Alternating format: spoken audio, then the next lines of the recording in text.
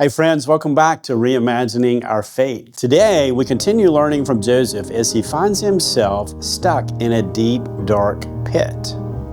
And last time we read the verse we'll read again today, Genesis 37, verse 20, where it tells us that Joseph's brothers said, "Come now, let's throw Joseph into one of those cisterns or pits and say that a ferocious animal devoured him." So that happened. And Joseph is in a pit.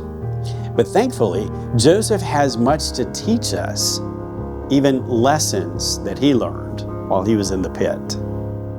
Someone once said, it's a short, quick fall from the top to the bottom. I think Joseph knew that better than most. One moment, he was wrapped in a beautiful robe, favored by his father, secure in his home, confident in his future.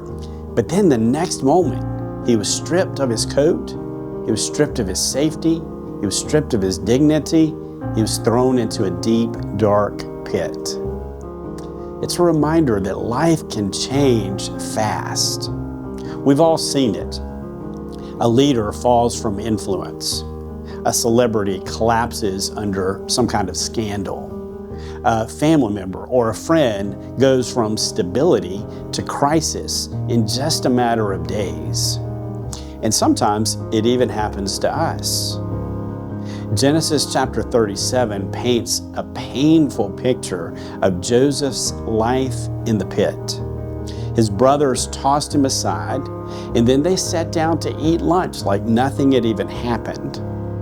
Later in Genesis chapter 42, verse 21, we learn that while the brothers were eating their lunch, Joseph was in the pit pleading for his life.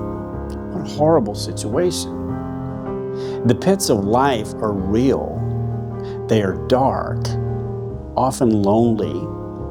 And sometimes being in a pit, it can be the result of someone else's sin and cruelty.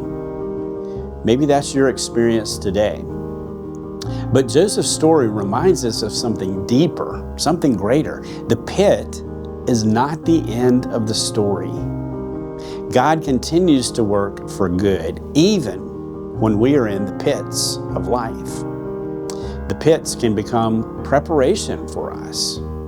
Darkness sometimes prepares us for a future we can never even imagine. So what does that mean for you today? If you're in a pit, God has not abandoned you. Someone else's cruelty may have put you there, but God still sees you. If life dropped you from the top to the bottom, God can lift you up again.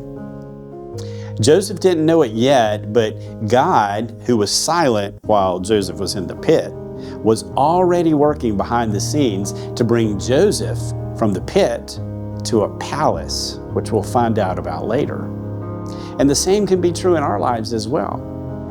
So today, ask God for faith when we find ourselves in a pit. Ask God to remind you that God is with you, even when life drops you into places you never expected.